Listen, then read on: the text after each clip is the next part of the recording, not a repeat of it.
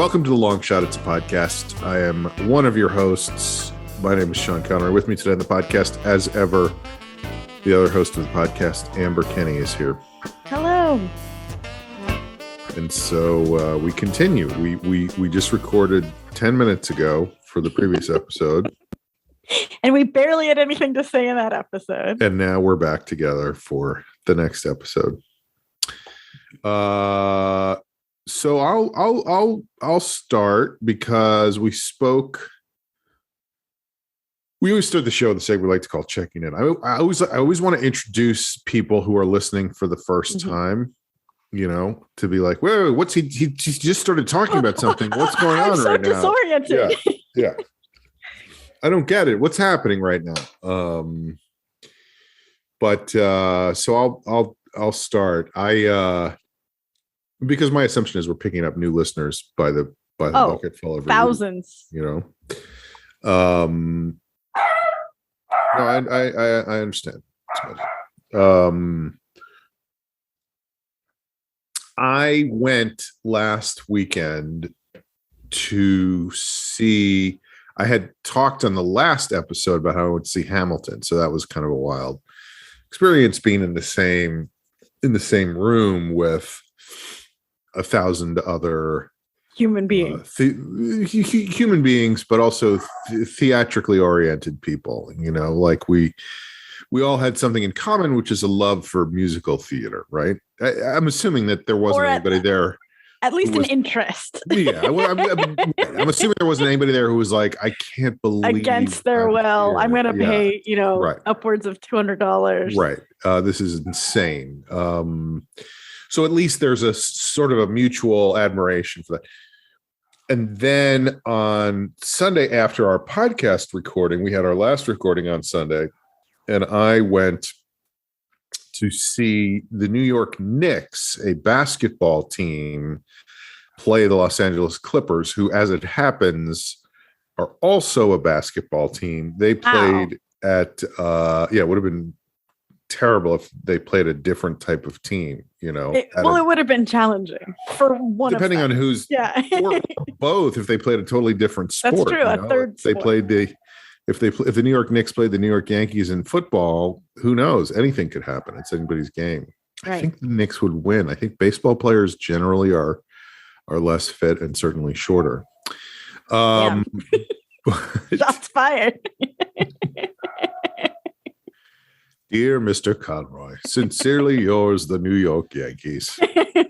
But anyway, again, it was kind of crazy to be in this room with these people all watching this basketball game. And we had tickets they were row one. We had row one seats. Now, have you ever had that? We had sat in the same seats once before because I get them from a friend of mine. Amazing. Jack Nicholson. Right. Well, except no, that's not true, because even though that's what I was going to say is that the seats are row one. And so you look at them and you go, holy shit, we're row one. And as Bob Uecker used to say in the beer commercial, must be in the front row. And actually row one is like the fourth row. So I'm not sure how that works. Is there like -4?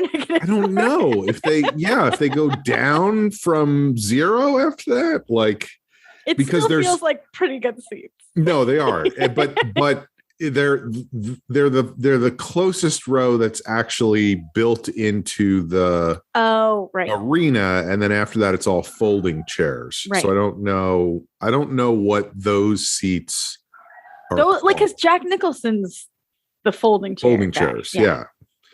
You say Jack Nicholson, I say Spike Lee, because Spike Lee is the New York Knicks version, and I'm the guy who sits on the floor. Los Angeles Lakers. But it was, it was great fun. The Knicks were, for whatever, they're not a good team. Like, they're very mediocre. And they just absolutely destroyed the Clippers. So that was really? Yeah. So that was fun. Yeah. But it was funny because, I mean, you do think about it. You're like, oh, we're in the first row. We're going to be able to, it's going to be incredible. And then right in front of us was the table full of television announcers with monitors and sound equipment and light poles and whatever. So it was still an obstructed view. That's so funny. Like, did you find yourself watching the monitors and you're like, wait, I'm definitely here? Yeah. Sometimes I was definitely, I was like, I'm watching the game that is 10 feet from me on a television screen right now. But that was cool. We got to see Clyde Frazier up close, who is like a all-time great Knick and a snappy dresser and loves to rhyme words. So, that was fun. And yeah, it was just cool. And then it was really funny because, of course, like a nerd, well, I don't know if it was really fun. I thought it was funny, not funny, but it was interesting. I don't know. I'll let people judge for themselves, because I might think it was funny, but somebody else might be like, that's not really funny. That's just like notable. Something happened. Yeah. But of course I was wearing one of my Knicks like shooting shirts. I don't have jerseys. I have what they call shooting shirts. It's what the players wear over their jerseys before the game. So I had one of those on. And when we were coming out of it was just great.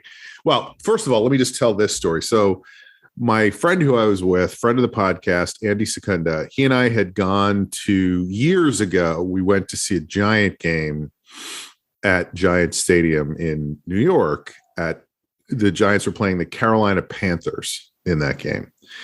And my family has season tickets to the Giants. Great seats, like 50-yard line, third upper deck, not row one. Well, row one on the third level. So you're really like looking over everything, and you're not blocked by the announcers' TV monitors. Which, of course, the announcers don't sit on the field. They sit way up high because that's the best place to see a football game, which is where we were. But we were both living in LA. We flew back to New York, and it was right around Christmas time. So it was or after Christmas. So it was late in the season, which meant that New York and Carolina were competing for a playoff spot. Whoever won the game would get into the playoffs, which made it very high stakes for everybody that was there. So we're sitting there, and the way the seats are set up at Giant Stadium, you're staggered with the people in front of and behind you. So in between the two of us, the guy right in front of us, or I'm trying to remember, I think he was right behind us. Yeah, he was, because we were in the first row. So the guy right behind us was leaning over and not consciously getting in between us, but screaming at the top of his lungs the entire time, screaming, so angry at the refs, like, do your jobs, refs, do your jobs, like screaming to an annoying degree where Andy and I were both kind of looking at each other like, all right, pal, this is a bit much. Take it down a notch, So if you're just tuning in, Amber just had to step out to take care of her dog for a moment. I don't know what happened. Like, the dog was very excited and barking, and now it's completely silent. Did you ever see the miniseries The Holocaust in the 1970s with Michael York? Oh, but I'm familiar with the topic. Mm-hmm. Because there's a moment where the people trying to escape from somewhere are hiding in the sewer, and there's a baby crying, and everybody's looking at the baby, and eventually the mother smothers the baby. So I just, I hope Smudgy's okay. He's fine. I bribed him with a bully stick. I don't know if it's the best dog parenting, but it's going to get a bully stick. Wow. I didn't know he was a Teddy Roosevelt fan. I don't know. I don't even know what a bully stick is. I just think that's something Teddy Roosevelt would carry. I think it's a dried cow's penis, but I could be wrong. That definitely is something that Teddy Roosevelt would carry. Okay. Didn't he used to say, walk softly and carry a dried cow's penis? Wasn't that one of his things? Mm-hmm. Yeah. Yes. And I guess you'd say bull. Cow is girl, right? Yeah, right. Walk softly and carry a girl's penis. Yeah. Okay, I'm so sorry. So you're at the game. The guy. Okay, so the guy keeps. He's like, "Come on!" Like so loud that both of us are. We're side-eyeing each other and rear-eyeing him while he's screaming, and ultimately, there's no way he can not be aware that we're both like, "What the fuck, man? Come on!" And finally, he just looks at both of us and he goes, "Guys, look. I'm a garbage man in Staten Island. This is all I got. Okay, I'm sorry." And so we were like, okay. And then the Giants. It's an Eddie Pepitone character. Yeah. Literally, like I'm a garbage man from Staten Island, but I do poetry on the side, and I love philosophy, and I'm very intellectual, but I'm also doing things with my hands all the time. Ultimately, the Giants win the game. It's a close game. The Giants win. Time runs out. The guy snatches the hat off Andy's head and starts rubbing his head, like just starts, and it just was so funny because Andy's not like a physically like he's not like, "Hey, right. Buddy," right. So it was hilarious. And then as we were walking out, it was crazy because people were hugging each other and whatever. And this was a very different situation because it's a really mediocre team that doesn't really have a chance to get into the playoffs. And not the home team. And not the home team. So it's not like it was packed with fans. It was mostly Clippers fans. Although anytime New York teams go anywhere in the country, there's always a large contingent of New York fans. It's a big city. Yeah. And lots of people grow up there and leave to go somewhere else.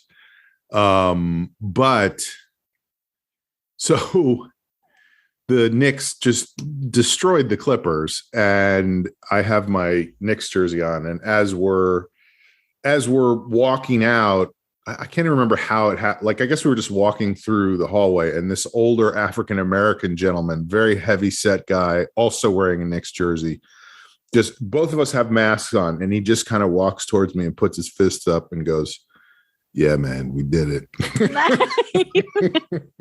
I thought that you were going to say I was like, "Yes, we did." I thought you were going to say somebody took Andy's hat off and wrestled. No. That would have been great. Like, if first that guy did that to me in a very cool way, and then somebody else came along and like tackled Andy and jumped up and down with him, that would have been amazing. But it was just really funny. Like, I was like, "Yeah, we did do it, didn't we?" Like, small victories, my friend. Small victories. Let's feel good while we can. Embrace the joy.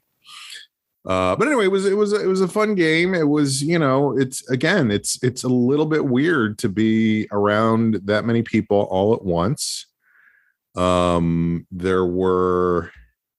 It's also funny to be up that close at an NBA basketball game and see some of the people who show up to sit close, women particularly, dressed in ways that are not like, "Hey, I'm a basketball fan," more like it was either this or Studio 54. Right. Trying to catch someone's attention. Yeah. It was interesting. It was a little bit, I don't know. I was like, oh, that's interesting. Hubba? No?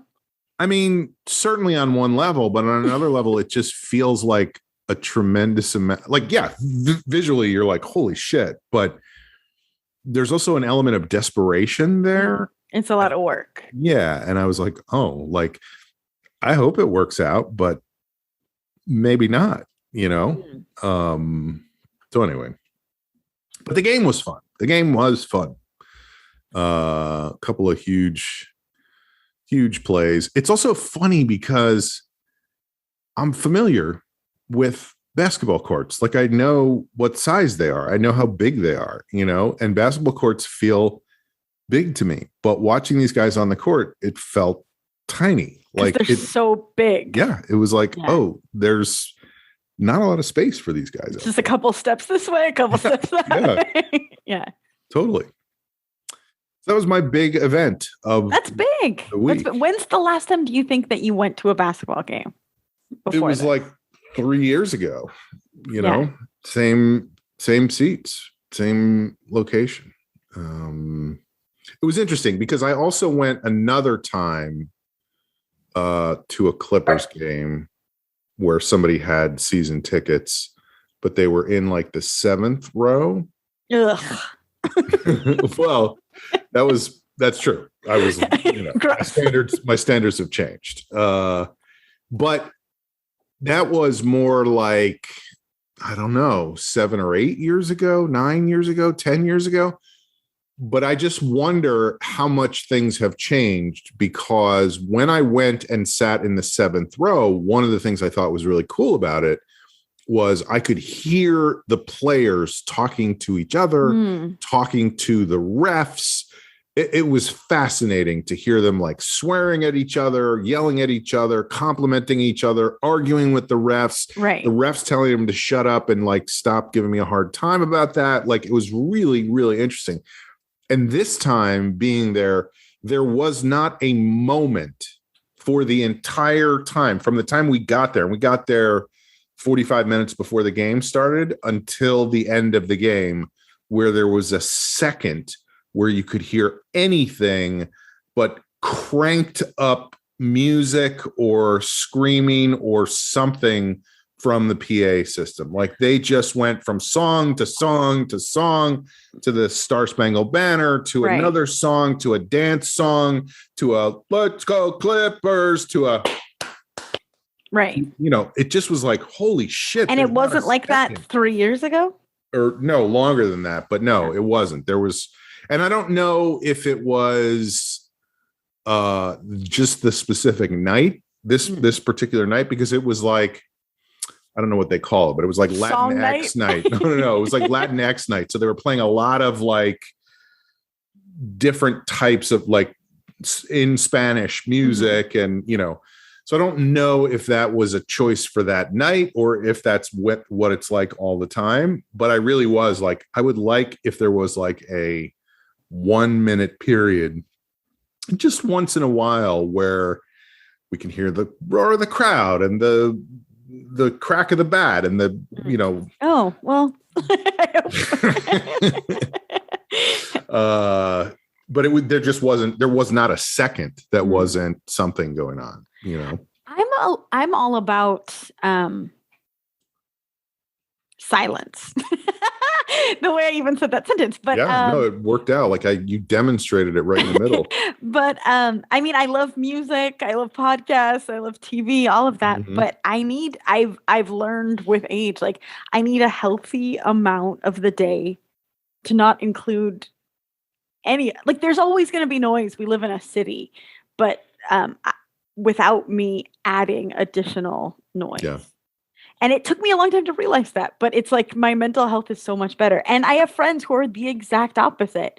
I went on a weekend trip and I swear to God, it like they had a music mix playing like the second we woke up to the second we went to bed. And I was like, can we have like 5 minutes? Yeah.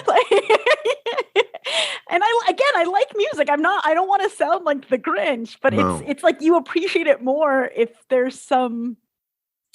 It's also interesting because it's so accessible now. Like right here from where I'm sitting right here, I could turn on speakers throughout my whole apartment. I could play literally any music that's ever been recorded.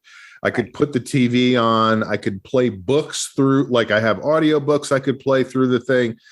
Like there's so many different versions of sounds you could get, information you could get in your, into your head. And I also find it, I mean, I don't know. I think a lot of people, there's a whole thing with writing where it's like, what's my writing mix? What do I listen to while I write? And I get that and I have that, but I also find myself a lot of the time being way more productive if it's just quiet. Now, the problem is, this is going to sound like a crazy problem because it's really not a problem, but one thing is there's somebody in this building who is a singer who gives singing lessons. So from the time I wake up in the morning, there's always like faintly in the Me distance. mama, me mama, You just hear somebody going, oh, oh, oh, oh, oh, and you're like,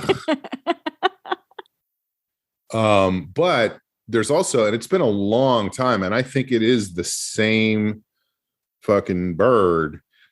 There's a mourning dove that just hangs out right outside my door all the time and sings its mourning dove song, which is fine, but it's just very repetitive and very loud, and I can just hear it when I'm in here all the time, you know. So when that happens, I do feel like I have to turn on music just so it's not the same thing over and over again.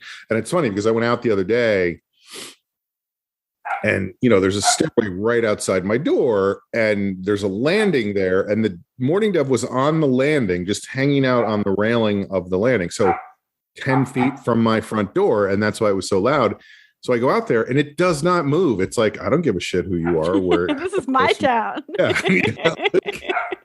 I was like, this is a bird. Why is it not flying away? Yeah. The second I come out here, nope, doesn't care. You know? I call my parents a lot while I'm going for a walk around the neighborhood, and like I'll have earbuds in. You get it. But they more than once they're like, where are you? Like an aviary or something? Because it's like I guess because it is so constant, like we have some loud ass birds. Yeah. Always. Wildlife in Los Angeles. And, it's like the tiki room. Yeah.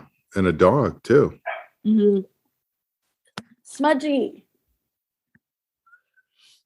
There's a bully stick. Yeah. Walk softly and carry a bully stick. It's a cow's penis. Just like a girl has a penis.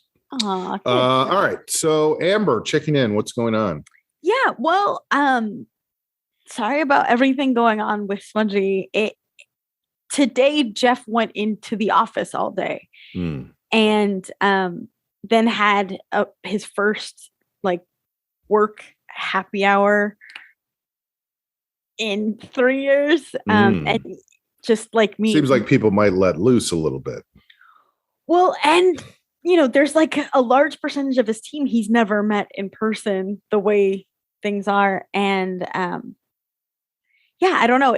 It'll be interesting because he was concerned. He's like, I might have to like fake drink because he's like, I'm now one of the elder. Like, I can't be just like talking shit to these young kids the first time they meet me. Like, I have to keep myself in check.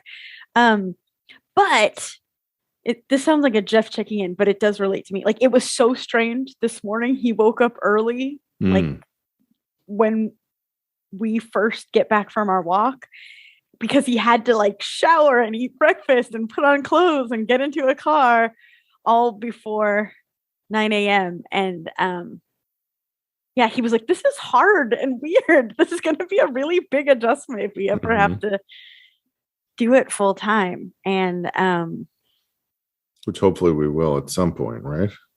Well, I don't really ever want to go back to the office. You just want to work from home. Yeah. I'll go back for like meetings that are important, but I don't. Christmas party. I don't see the need. I've proven that I'm pretty productive and I don't love driving or parking or gas. I get so much more. By the way, have you heard about the gas? It's so expensive at this point. It's like $11 a gallon or something. It doesn't affect me. I don't go anywhere. Nice. But yeah, I had the house. It was just me and Smudgy all day long. And it was strange because I realized it's never like that. Like we don't in years. Exactly.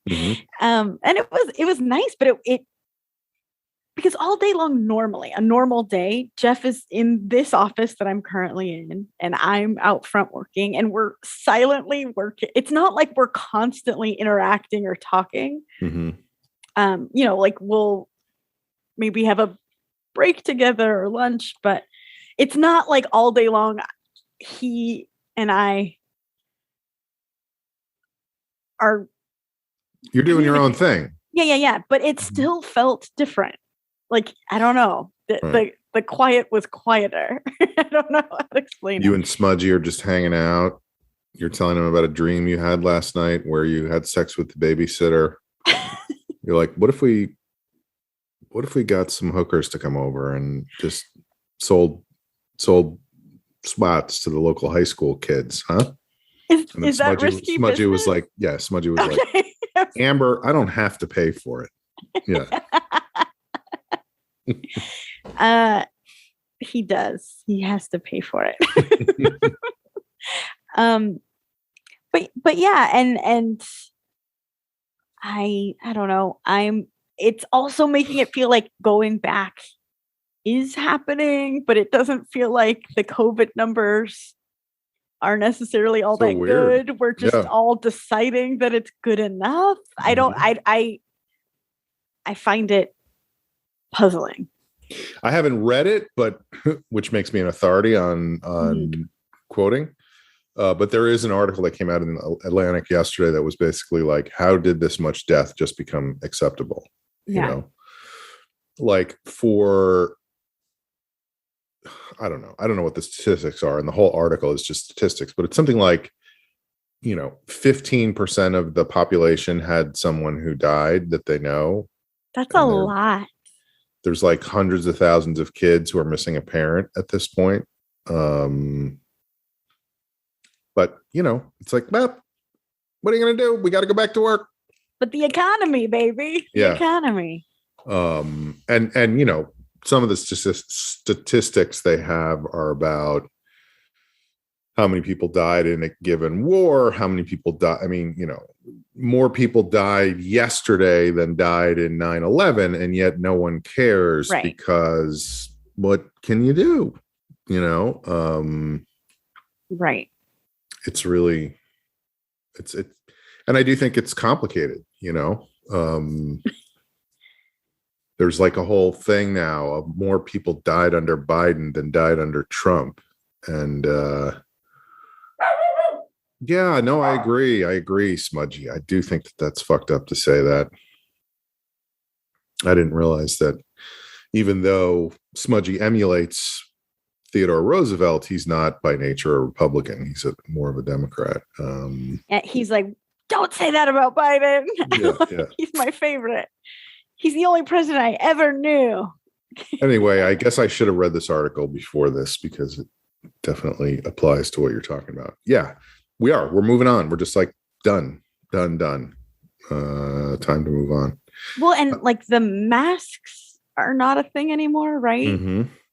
Well, they're optional. So like a lot of people were wearing them at the basketball game. A lot of people, they were not optional at the theater. At the theater, you had to have a mask on the whole time. That was their choice. And they had, to their credit, they had people walking up and down the aisles going, can you put your mask over your nose, please? Like, oh, wow. You couldn't really do that. I mean, it was very irritating that they were doing that while King George was singing, but no, they didn't do it while the show was going on. So who knows what people were doing during the show, but they were very insistent that you were supposed to wear your mask the whole time, I went out to breakfast this morning. I had a breakfast meeting. We call them a breakfast meeting. And that's your favorite meal. Yeah. That's what I said at breakfast. I told the guy I was with, I was like, this is my favorite. This is a big deal. Yeah. I love going out. And it was a place I had never been for breakfast before. And that's always exciting. It was in Toluca Lake. Okay. I thought you were going to say Eagle Rock. It feels like we've had a lot of your trips end up in Eagle Rock. No, I was supposed to go to lunch in Eagle Rock last week because I was talking about how great the place I had been in Eagle Rock was. Yeah. And I just said to a couple of people, like, just for future reference, there's a place out in Eagle Rock I really liked. We should go there sometime. And they were like, yeah, let's go to Eagle Rock. Eagle Rock is great. Let's go to Eagle Rock for the food. And you're like, are you making fun of me? And I was like, I don't want to drive 45 minutes to go to lunch this week. Like, we'll do it at some point for a special occasion. And then it became that I was too fussy and, whatever. Boy. I was like, you guys, like, it is inconvenient for all of us to go to Eagle Rock. None of us lives anywhere near there. Right. But that is what's so interesting to me about all your stories ending up in Eagle Rock. Because, like, Eagle Rock is closer for me slightly. Still not very close, but for you, it's quite a distance. Well, and what that tells you is that whoever I am meeting is somebody who does not want to be inconvenienced, right. Who's like in that area. Yeah. But no, this was in Toluca Lake. And I definitely did say during the course of our conversation, I did mention how breakfast was my favorite meal. But what was interesting about this place was there was lots of outside seating. I came in, and there were many, many open tables. There was nobody really there were a few people having breakfast, but it wasn't packed by any stretch of the imagination. And I walked there was a lot behind the restaurant, and I walked around from the lot, and there was a big opening that they had plastic, I don't know what you call it, like tarps. Okay. Tarps, but like see-through type. Yeah. Yeah, I know what you mean. And so they had those around part of the patio, and there was an opening, but there were big cones in front of the opening with a big sign that said, "This is not an entrance. Do not come in. Keep walking." So you had to walk all the way around to the front of the restaurant. Then you get to the front of the restaurant, and there is a velvet rope across the front, and you have to like check in with somebody at the front door before you can even walk inside. And I was like, wow, they're really still taking the whole thing very seriously. Now they weren't, because they didn't like ask for vaccination cards or ask for you to wear a mask or anything like that. But it was just I feel like everywhere you go, there's like different interpretations of what is the right thing to do and what's not the right thing to do, 100. And I bet a lot of this is just a guess. I have no insider knowledge, but I bet a lot of systems were put in place at restaurants, and just like anything, so you kind of keep doing it, even if it doesn't fully make sense or is required. It's just like, well, this is the system we do have. It now. Yeah. And then, so I feel like anytime I go into a place at this point, like a restaurant or a coffee shop or whatever, everybody in there, to me, seems to be wearing a mask. Like that seems to be a thing. But then I stopped for coffee on my way back from Toluca Lake, and that place. You got coffee after breakfast? Are you insane? There's no. Well, I did run attempted to run a couple of errands, but I also can never have too much coffee. Oh wow. It's also a way, I think, for me of interacting with the world at this point of like, I could just go home and make coffee in my coffee maker, as I've done 3 times a day for 365 days a year for the last 2 years. I could do that, but I could also go in and go, "Hey, how's it going? Yeah, give me a coffee." That was rewarding, and then be upset that it took too long. You're right. And anyway, I went into this place, and that nobody was wearing a mask, and I was like, "Oh, interesting! Like they are done with it." Haven't you found too? I don't love the quality of me. I think we hinted at this on the last podcast, but if I'm at a place where no one's wearing a mask, I'm freaked out. But I also am like, it's like the peer pressure thing. Like, I guess I should take off my mask. Like, it is noticeable. Yeah. I feel like for me, I'm like, I just am wearing my mask whenever I can, but I do get what you're saying of like, I guess I'm not supposed to be doing this right now. Like, am I the weirdo? Like, I don't know. It's crazy how quickly the peer pressure kicks in. Yeah, I guess this asshole doesn't like what the CDC has to say.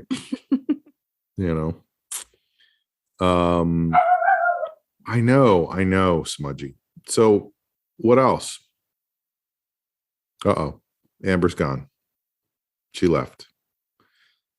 What's going on, Columbo? Oh, she's back. Columbo's not here. It's Elliot Gould. Oh, Elliot Gould. Sorry. We have his and hers paintings of grizzled 70s icons. Right. Smoking, in fact. Both smoking, yeah. Smoking was big in the 70s. Yeah, it was big for a long time until pretty recently. What else? I don't know. I don't really have much else.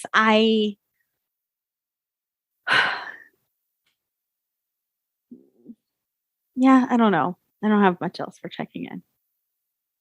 All right. Well, I guess we should take a break and then do parting shots. People are going to be so bummed out that this episode is not an hour and a half long. Oh, we'll still get there because we'll like in detail describe the plot points of a movie. Oh, that makes me. Oh yeah, you have to watch.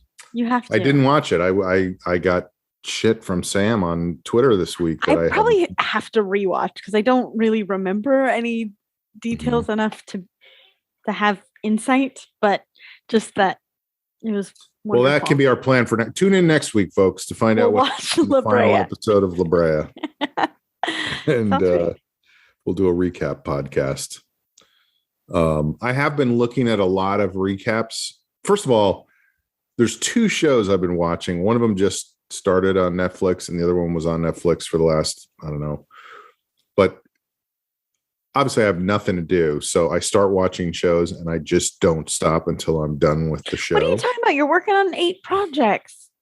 I'm talking about at like midnight or whatever, when I'm like, I don't feel like working anymore.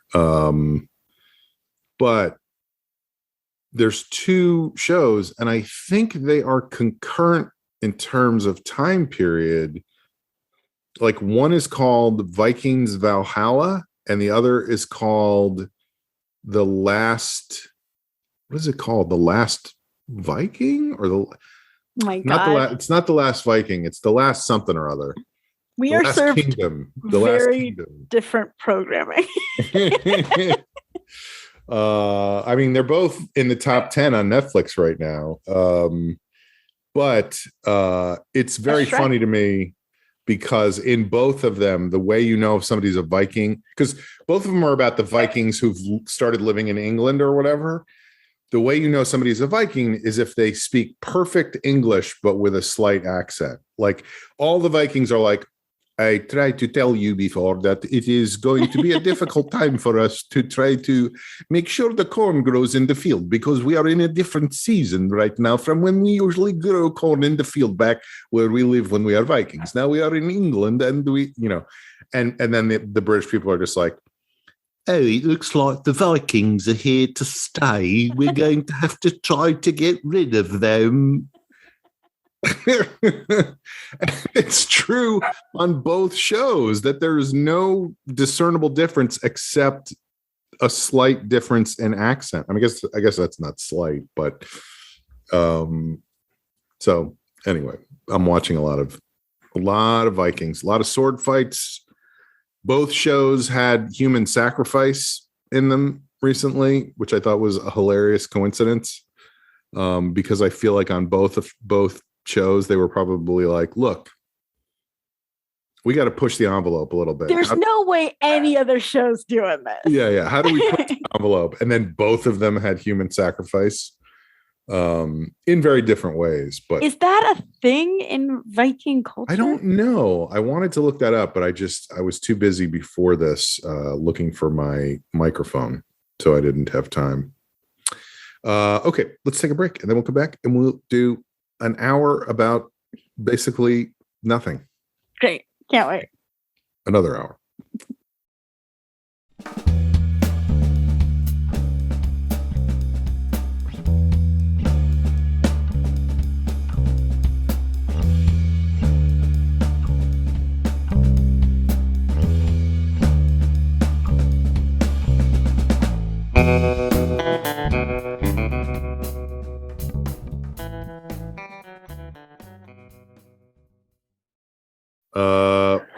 Okay, we are back. You are listening. Did you start the recording yet? Yes, we're recording. Oh, that whole thing was recording? No, I went right before you said, and we're back because I'm good at this. You can tell what's happening. You know what's going on. Now that we've done this over 400 times, you know exactly what. We are back. You are listening to The Long Shot. It is a podcast. It's time for a segment on the show that we like to call Parting Shots. I guess I will continue the progression and go first today. And I guess I really have 2 things. and I don't want to get into one of them too deep, but I will say I miss performing live. I guess it started up again in some places, but not in places that I was regularly welcome at. So it's been hard to figure out how to go back to that. But I, as you said, and as I've alluded to, have all these other things going on. And the difficulty is those things always involve lots and lots of other people and their opinions and how things should go and their notes and changing things and whatever, as opposed to just getting up on stage and doing whatever the fuck I want and whether it works or doesn't work. It's a weird, Hollywood is a weird place where so much of it is set up for people who are involved in the process to tell you you're wrong about what you're trying to do. Mm-hmm. And they're doing it because I haven't totally thought this through, but it's like people want to make money. As opposed to I found that myself. As opposed to people want to be creative. Right. So if you're coming into it from a creative point of view and going, but this is interesting and different and weird, and I know it can work and it's fun and whatever. It's almost speaking a different language. Doesn't matter. Yeah. Because people are like, but how are we going to make money with that? Mm-hmm. And the problem is those are the people that get stuff made, and you have to deal with those people. Right. And I'm in the process, just the very beginning of the process of dealing with that right now. And I just have found it difficult. I have found it disheartening to go, the fuck? Like, it's frustrating, It's funny when I had a meeting yesterday and talked a bunch about this project, and the person said back to me, this is what I'm hearing. And what they were hearing was absolutely not interesting. What I wanted them to hear, nor I think was it what I was saying. Yeah. And I've done that. Like they just made. Yeah. They made a decision right away probably based on something I said that was that was a little bit tangential to the whole thing. And that colored the way they heard latched onto it. Yeah. And that's not good. But I have been in classes I've been teaching classes so much where I give notes to people and I'm like, this is what it says in your script. This is what I take away from your script. And people then, I've had to, and it doesn't always work, but I have said to people when I'm giving them notes on their script, I try to say at this point, I'm going to tell you what I think, and it might sometimes not line up with what your intention is. But be aware that I'm reading it very carefully and I'm taking away from it what's on the page. Right. So I don't want to sit here and have you explain to me that I'm wrong because that's not what you meant, and what you actually meant. But that's not what you wrote. Yeah, because that's not what's here. And so this was karmic revenge, where this person was going like, okay, this is what I'm taking away from this.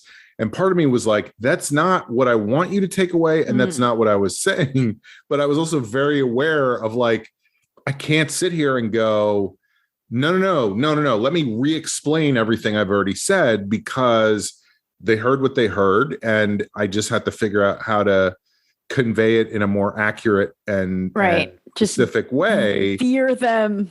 That they're gently. Not going to hear what they thought they heard. And now I've put up an extra roadblock, because to go back to that person, they're going to be like, oh, he's going to tell me about X again, when what I was trying to do was tell them about Y.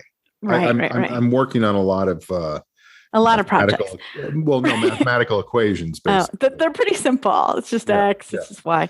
I totally agree with you. I have a similar experience and perspective from the very end of the process where often when we are launching a new show, our social assets have to be run by the executive in charge of each show. And it's so funny. There's a wide variety in working styles and noting styles. And some are like, sure, great.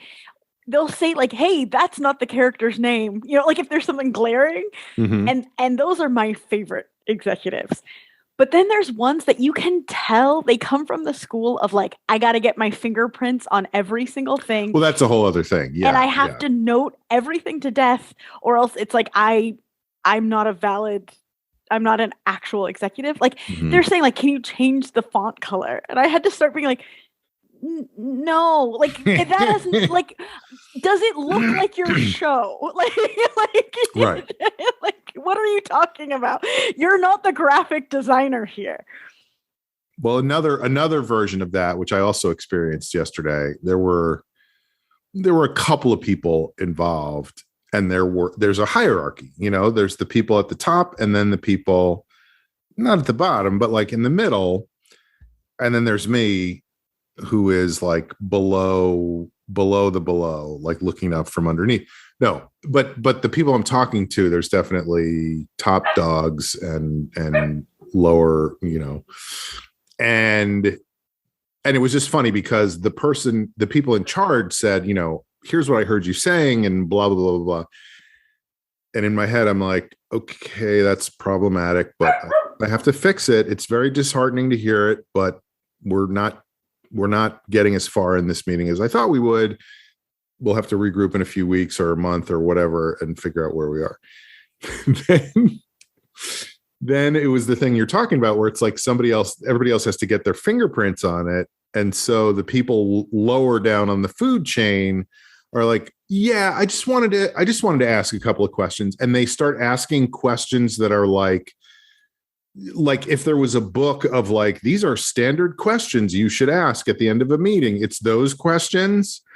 And I know, like in my head, I'm like, oh, come on. And then I know everybody else is thinking the same thing, but those people think that they're getting something done by doing, like, I don't know. It's just such a weird, and you know, in 10 years, those will be the people in charge. So they're not necessarily wrong to say, I wanted to chime in and give my 2 cents, which is from the book Questions at the End of a Meeting for Dummies.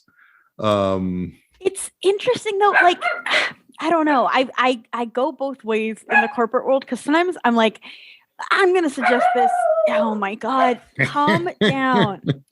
I'm going to suggest this, and I'm almost embarrassed that I'm suggesting it because it's so obvious. Like it's, and people are like, wow, what an idea. So like sometimes you do have to ask the like textbook question. I don't know. I guess that's true, but your meeting. Yeah, it felt very paint by numbers, generalities, not specific. Like it felt like a question that could be asked in any meeting, anytime, anywhere. Not like an AA meeting, which is a different kind of meeting, but you know. But anyway, it made me miss being on stage where I just make decisions myself about everything. I'm in charge. And it reminded me, and I've talked about this before, it reminded me of a conversation I had with Lori Kilmartin, guest of the show, friend of the show. Oh my God. But I ran into Lori on a plane. We were both going to New York. She was going to perform at a comedy festival. And I was kind of saying like, because she was working at Conan, and that's a hard job where you have to get up early in the morning and be there. And I said, how do you, because she had, maybe I just talked about this or else I just talked about it somewhere else, but she and I had run into each other a few weeks before that at the Improv, back when Jamie was the king of the Improv, the Godfather. We both were on a show there. And it was a late show. It was like a 10 o'clock show or an 11 o'clock show or something. So it was late at night on a weeknight. And we were both on the show late in the show. So we were sitting in the back together and somebody showed up. I think it was one of the Wayans brothers showed up and just bumped everybody for an hour, for a fucking hour, just stayed on stage doing not a whole lot. And so we were just kind of stuck in the back. And you had already braced yourself like for this version of a late night. Like that was already kind of a stretch. So not only did we not go on until midnight, now we didn't go on until 1 a.m. And Lori was like lying down on the bench that we were sitting at, like, and anyway, so I saw her on the plane and I was like, how do you do it? Like, how do you get yourself up and out and go to the clubs and perform on such a regular basis? And she said, it's the only time where I feel like I have control over everything. And I thought that was such an astute point. And I think that is kind of where I'm at right now with all that. You know, it's like, I wish I was doing whatever, ASCAT or stand up, just because I could be the writer, the producer, the director, the actor, put it up on its feet. It's done. It's over. We're doing it, as opposed to like, what if we did something like this? Well, I have some questions, and also I'm hearing a different thing from what you're saying, and let's reconvene in 3 weeks and talk about it again and see if you guys fixed the problems I pointed out, you know? Yeah. That was some of my least favorite things about being on a sketch team. And it's kind of echoing what you're saying. It's a very lonely feeling where you're like, am I not expressing myself or the idea clearer? Because it makes perfect sense. Mm-hmm. But because I know what you said before about teaching a class and you note about what was written, but there's been times where I've brought in a sketch and my idea is in there. And the coach would be like, what about the exact opposite? That's a different. And I'm like, yeah. I don't like that idea. I like my idea. That's why I brought it in. Like, that's a problem. My POV is this, not that. Like that has been said over and over again. I don't want to say that again. I think you don't understand why it's so interesting that someone would have a cardboard laptop. What if it was a real laptop? No, it's cardboard. But I guess it's comedy and it's sketch comedy and it's easier to get in that. But the notes always went to like, not always, but often, like the broadest trope of like, this is what we think girlfriends do. This is what we think boyfriends do. And I'm like, but what if we talk about a time that isn't what the stereotype is? Right. No? Okay. No, I think that's along the same lines, because it is compromising your idea for somebody else's idea, which to me is one of the great things about working on, well, I guess I'll say television projects, is that they are collaborative and you are working with other people, but it also does mean compromising your vision, your idea, or not doing that. And people being like, well, we're just not going to, we're not going to work with you. We're not going to. And to be fair to these people, the goal with these projects is to get these people to spend millions of dollars to make millions more of dollars. Right. It's a gamble. Whereas to do an improv show or a sketch show or a stand-up show, stakes are very low. Very low. Very low. So that part of it I understand, but it is just frustrating because it's like, what are we doing here? You know? So anyway, that's my parting shot. Amber, parting shots. My parting shot is, I'm going to try to make this quick because I'm like having a meltdown. This is very fun for me. But I was going to ask you for advice. This is fun, light, silly, but I think I mentioned it before that Jeff and I have been trying to do like special date nights. Yeah. And so far they've all been location themed.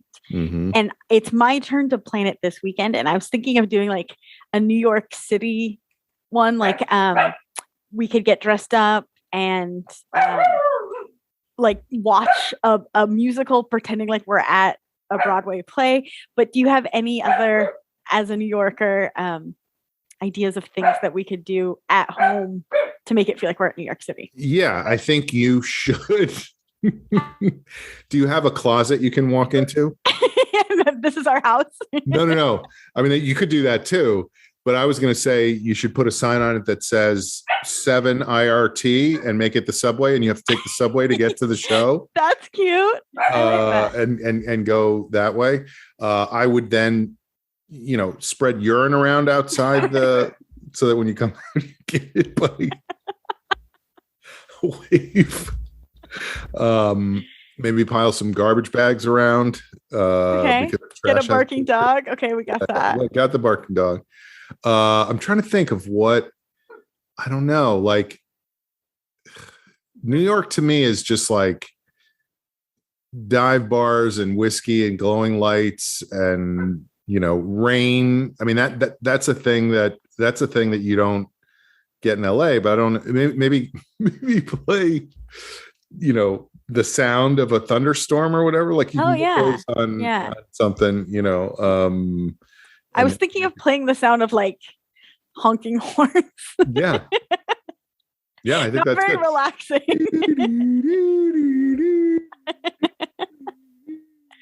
I have to think of food because I mean, like people think of New York pizza, but it's very hard. Knishes to get like bagels, okay. Hot dogs. Oh yeah, hot dogs might be street fun. Dogs. Yeah, because we never have hot dogs ever. But you gotta just wrap them in like wax paper, like not on a plate. Just wrap them in wax paper, with lots of and eat them standing up. Yeah, and I don't know if if you're like a sauerkraut person or anything. I'm a huge sauerkraut person. Oh, perfect. So, I mean, that's very much a New York street dog. Is like wax paper, sauerkraut, the whole thing. Standing up. Yeah, I don't know. I don't know what else. Have somebody in a mask, like a bandit mask, who goes, "Your money or your wife." It could be Smudgy. And then somebody says, "Take my wife, please," and plays the violin. Yeah. Okay. Well, I'll report back to see how it goes. I want to hear. So next week we're going to hear how that goes. We're going to hear about La Brea. Mm-hmm. Oh man, we're it's going to be like a 3-hour episode. We're planning ahead. We never do this. I'm going to another dance class this weekend. I'm going to actually have things to talk about. Holy shit. We'll see. All right, folks, this has been The Long Shot. It is a podcast. You can find it right here where you're listening to it. Sorry about my dog. No, that was too much. Just way too much. We'll see you next time. 1, 2, 3. You've got to get yourself together. You better buy yourself a car. There ought to be no one who knows how to evade me. There ought to be some part of you in my coffee.